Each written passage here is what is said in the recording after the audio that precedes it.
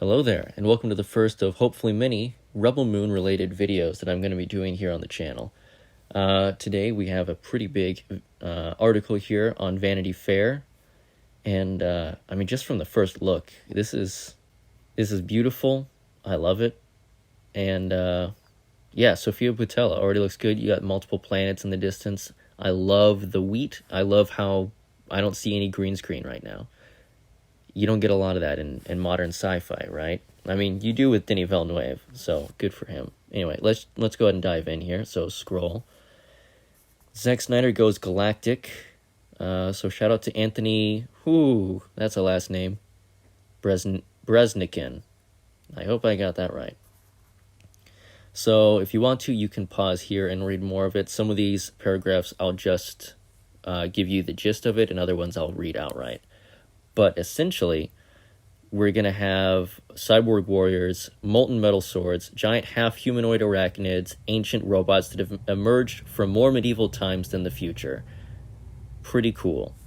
Estimated budget of $166 million for both Part 1 and Part 2, because it was originally conceived as one movie.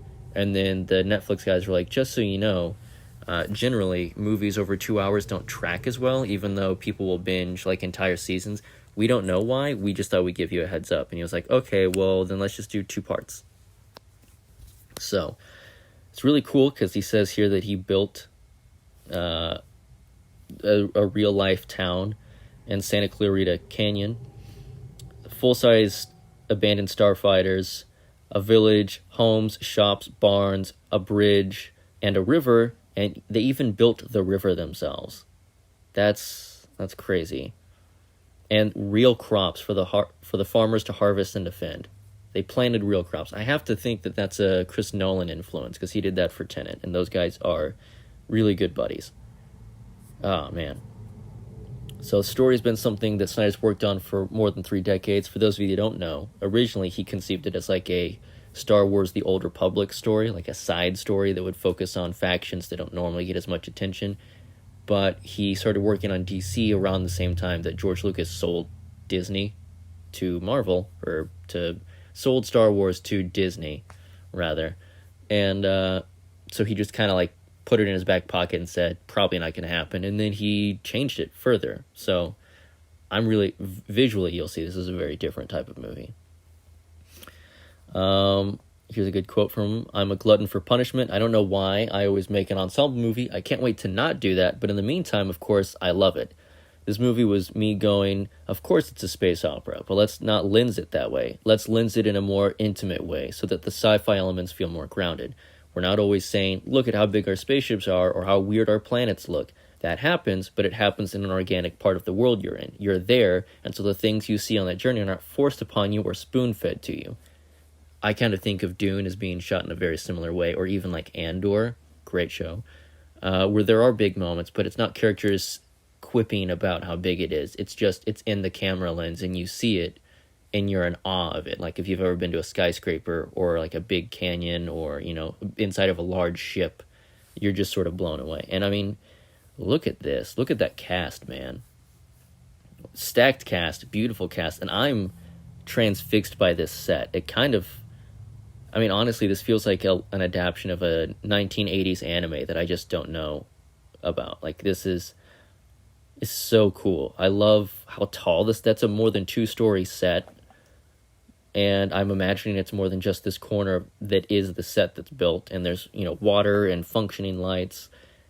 That's a lot of infrastructure. And 2 movies for $160 million is crazy. Like, for comparison, like, more recent superhero movies from Marvel and DC are $200 to $300, sometimes $400 million movies. And this is what we're getting for, like, 2 movies for less than it cost them to make 1 movie that looks kind of garbage, if we're being honest. CGI-wise, the volume doesn't always work for everyone. Like, the Batman utilized it well, but some of the other movies have not been using it well. I won't name names. So, Rebel Moon lineup: Nemesis, Duna Bay, sorry if I got that name wrong, Blood Axe, Ray Fisher, Tarak, Stars Nair, cool name, Gunner, Michael Huisman, sure. Cora, Sophia Boutella, Kai, Charlie Hunnam, Milius, E. Duffy, and General Titus, Digimon Hansu. Man, I love Digimon. Coolest guy to have a name shared with a card game. Snyder shares these thoughts while sitting in a tavern built on the Port City set. That is so cool. And it says here, again, you can pause if you want to read more into it, but that they have like a water system that can make the weather wet and muddy for like rain shoots and like and fights for stylized stuff. If you've seen 300, you know why that's going to be cool. And it's just a cool way because, let's be real, California doesn't rain very often, and when it does, it has zero infrastructure for it. Yeah, it says here, originally it was going to be one movie, but then, it got turned into two. That makes $166 million price tag estimated from California tax, a 2-for-1 bargain at $83 million each. That's pretty darn good. That's like a John Wick budget. But this is a sci-fi world. You could argue John Wick is a little bit elevated. Like the first one, I think they've escalated the budget since then. Good movies. Second part release date had not been settled. Snyder wants it to follow closely on the heels of the first one. It won't be long. Netflix can do things that traditional studios can't do as far as how close together these movies are released. Also arriving at later dates will be explicit, harder edge cuts of the two movies. We won, boys. We won.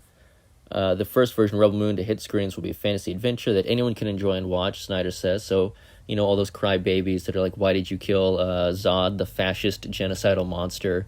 Or why did that sexual predator in the bar get his truck destroyed?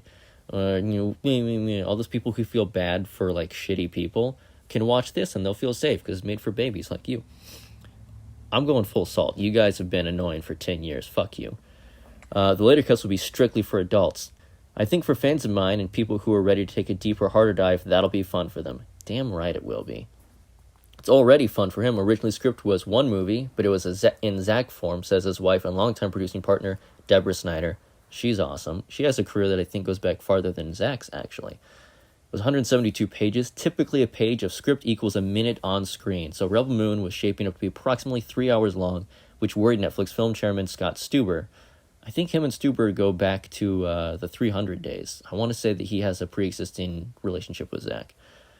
Stuber was like, on the surface, under 2-hour movies really do better for some reason, even though you'll binge watch a series of 8 episodes. Zack said, if you ask me to make this less than 2 hours, I'm going to lose all the characters. We won't care about these people. It's a story. Blah, blah, blah. So what if I give you 2 movies? Which, again, I think Zack Snyder's Justice League is proof that he's not just blowing smoke.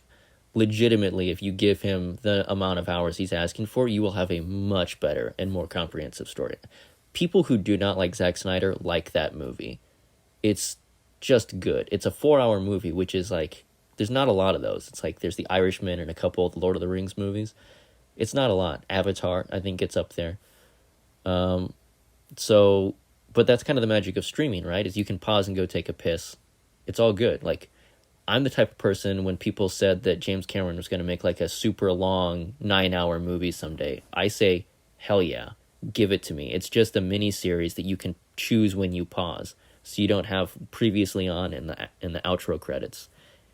Man, oh man, I love this focus. I don't think he's using the dream lens like he did for Army of the Dead, but man, he's also the cinematographer on this, which he did a lot on Dawn of the Dead remake and all through film school. So very cool. Sophia Boutella, Cora and Gunner. The Moon of Vite is a David facing down Goliath of the Mother World. So many cool new terms, which has amassed abundant wealth, political power, and an immense army. Vite is nowhere special until the rulers of Motherworld decide to seize it as a breadbasket.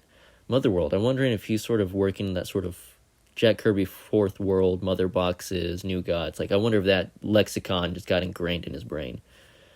They land in a village to say, listen, you guys will be our local food source while we're tromping around in part of the galaxy. So how long till the harvest come in? The villagers are pretty much stunned by the brutality. They don't realize what level the Mother World is ready to go to. A newcomer named Cora rallies them to resist rather than roll over. She's been hiding on this moon after fleeing her own role within the leadership of that oppressive government. That's her abandoned starship out beyond the wheat fields. The Imperium comes down and they want to take the women and take the children. They need soldiers. Deborah Snyder says they're going to take their food and villagers. go, look, we can bargain with them. The fugitive hiding in their midst is the only one who says how foolhardy that is. Cora used to be in the Imperium, and she's like, guys, this ends badly for everyone. And can we just stop and appreciate how happy Zack and Deborah look here? Like, God, they went through the ringer, right? Just in their personal lives and at Warner Brothers. No matter how you feel about that, losing a child is just like, that is a fate that is like mythically bad. Like, there were tales of early man where that was like the ultimate punishment you could face, right? And this family survived that. And look how happy they are now. I mean, that's beautiful, man. That's good stuff. And look, again, those real crops, no CGI, those are real crops they for real planted. Chris Nolan, you have put a mind worm in your boy Zack. Bertilla sees her character as a symbol for the way people ignore or run from the problems in their lives until they can't run anymore. Hey, superhero fans, escapism isn't the answer. I don't know if that was their intent with this, but I'm going to piggyback off of it. You can't run from real life problems. You got to step up and solve them someday. She knows the guilt she's been living with. First steps of her redemption is doing something about it instead of going away. Best known for Atomic Blonde, Mummy opposite Tom Cruise. They left out Kingsman. That's fine. I think that as much as it's sci-fi, it's a very human story. Helma Moon of Velt, I hope I'm saying that right, is in greater danger than anyone realizes because the Mother World's grip on its empire is secretly weakening and slipping. They've conquered the universe. They've scooped everyone into the empire. They've had to make individual deals with different leaders with the different worlds. You can imagine how complicated that is. A lot of rulers felt like they made a bad deal or that their fathers made a bad deal. Ooh, generational. They begin to push back. It's more whispers at first. We're right on the edge of the revolution, and if our villagers are successful, the example of what could spur an eventual bigger revolt. Cora sets off with a mercenary starship pilot named Kai. Charlie Hunnam, hey, will it be? To find help, since his Tawai-class freighter is necessary to get them off-world and back again. It's not a ride built for comfort. Very little in Rebel Moon has a high gloss. It's more of a diesel punk world than a steampunk world. There's sort of a higher energy source than gasoline since they have a way of jumping across vast swaths of the universe, but the technology hasn't really changed in quite a while. Snyder's universe has become a stagnant one, in part because the dictatorship waned down. I can't help but think this is an allegory for the comic book movie genre being stagnated by oppression.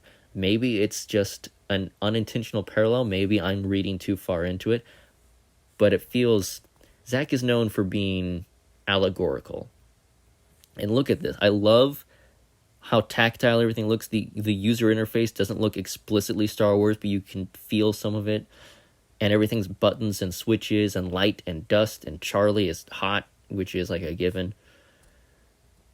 Cora is only a few months to assemble her fighters before Mother World's forces return to collect their harvest. The advantage they have is they could set a trap for the Imperium. A lot of times when you're fighting in guerrilla war, you don't know where the bad guys are going to be, but in this case, you know in 9 weeks they're going to be right here. So they could set a pretty insane trap for them. Of course, it all goes sideways, but that's the initial plan.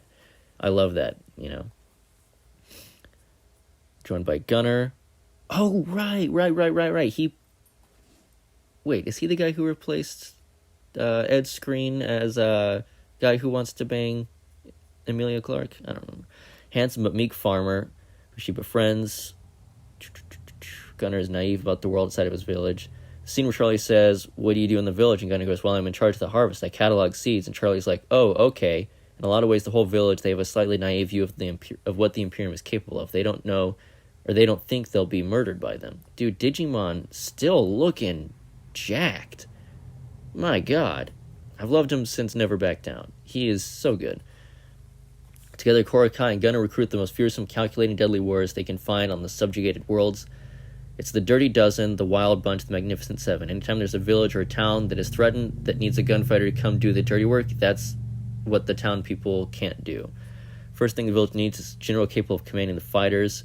The group hopes to assemble. The lead gets General Titus, Digimon Hansu, tracks him down to a coliseum, gladiator planet, hell yes, where he's drunk and sad and doesn't want anything to do with anybody. Ram Koda from Force Unleashed vibes.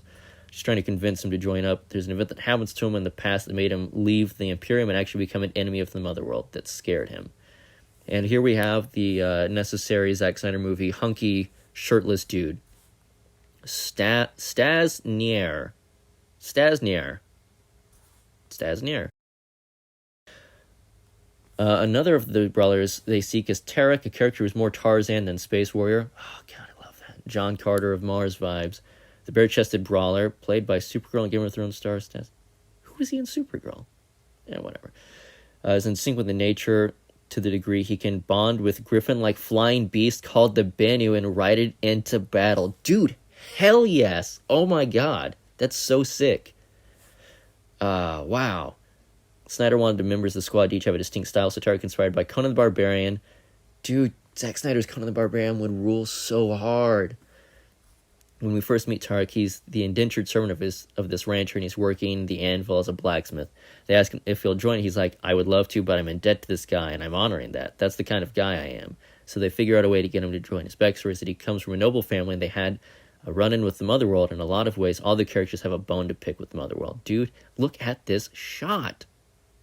Oh, I love the texture. Duna Bay. Again, I hope I'm saying her name correctly. 2 flaming swords. She plays Nemesis, a sword master who's partly mechanical.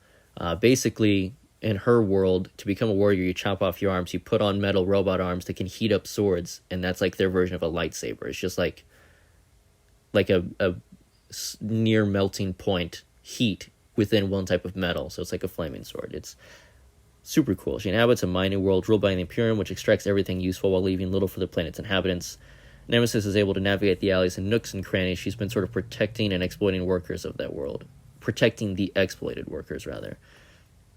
Has sort of a pilgrim hat thing going on. Michael Huisman's gunner. I don't know what I would... He seems familiar. Ray Fisher. Hey. Casting him alongside Cleopatra Coleman, Darian and Devra, a brother-sister team known as the Blood Axes. Dope. They already have like a rapport. They've been doing hit-and-run tactics. They fight and hide. They don't have the resources and have a pitched battle in the wide open.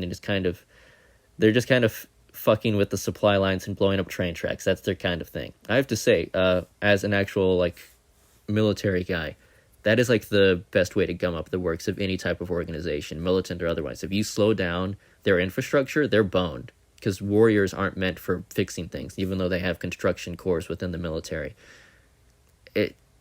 Government-run planning never works, so it takes them forever. So that's actually a really effective way to fight a war. I don't know why I'm giving you guerrilla tactic help. But there you go. Dude, he looks so good. These soldiers look so rad. Oh my God. This is sick. I love him, man. So dope. He honestly, like, he doesn't look like that recognizable. As, like, I know as Cyborg, most of his body was hidden, which is a shame because he was jacked for that movie. But, like, the hair and the grease paint and the beard and the costume, like, he's truly, like, a different looking dude now. Final human member is Milius, played by E. Duffy, who you see here next to the super sexy dude here. Just wants justice but doesn't have any special weaponry or training. Aww, it's the heart. That's really their specialty in a lot of ways. They have the purest motivation to fight. Everyone else is battling some past demon. Miles feels my world was destroyed and it was very similar to this world. I didn't get a chance to defend it, so I choose this one. Kind of feels like Ezra Miller's Flash in a way, that characterization of like pure of heart, just doing the right thing. More outlandish characters to fight. Ethereal spider being played by Jenna Malone. Ornate centuries-old robot known as Jimmy, voiced by Anthony Hopkins. The Jimmies were mechanical knights, relics of a bygone era, or age, now mostly gone. This one endures in the wild, trying to merge the natural world with its mechanical form. Imperial Enforcer Admiral Noble, Ed Skrein, a volatile and cruel emissary of Motherworld. He serves as... I wonder if he's going to be like the Steppenwolf. Like, I'm trying not to make too many similarities, but let's be real. When you have a style of writing and you like a style of villain or hero, it bleeds into other things. Serves under Regent Belisarius Fra Fee, who originally everyone thought Ed Skrein was Belisarius, so that's a new thing. Noble, contrary to his name, demonstrates his loyalty and strength with sociopathic indifference. I've played antagonists at points in my career in the past, and I think I've done it well. I've been able to add some kind of humanity and some kind of empathy to the characters. That is a bit different, says the actor best known for Deadpool, Maleficent, Mr. Oh, was he in the Maleficent sequel? I like Ed Skrein. He's a cool dude. His Transporter movie was okay. With this character, I pointedly chose to leave humanity out of it completely for the first time. I'm not occupied with gaining your empathy. It'll be interesting to see what the audience reactions are to it. Noble has chosen to exist outside of what he sees, Roxy, as the limitations of morality. Sorry, my dog's very excited for this news. It looks very cool with these sort of popal, creepy masked dudes. Very Vatican inspired. And if you look up the Vatican's statue of Jesus, it looks like the devil. It's terrifying. So this is totally on vibe. Horrific masked figures known as the scribes, priests from the religious order that dominates Motherworld. Their purpose is they write down information, but instead of text, they use living human beings as their paper and implant memories. Your DNA stores information. You're put into stasis if you're a page, and your body just becomes a hard drive. The scribes have the ability to transfer what they see. That's how history is recorded by the Motherworld. You can plug into those things later, and you experience the history as a memory. But the scribes, of course, are manipulated by politics, and they write down only what they're supposed to. So was that history is only recorded by the victor?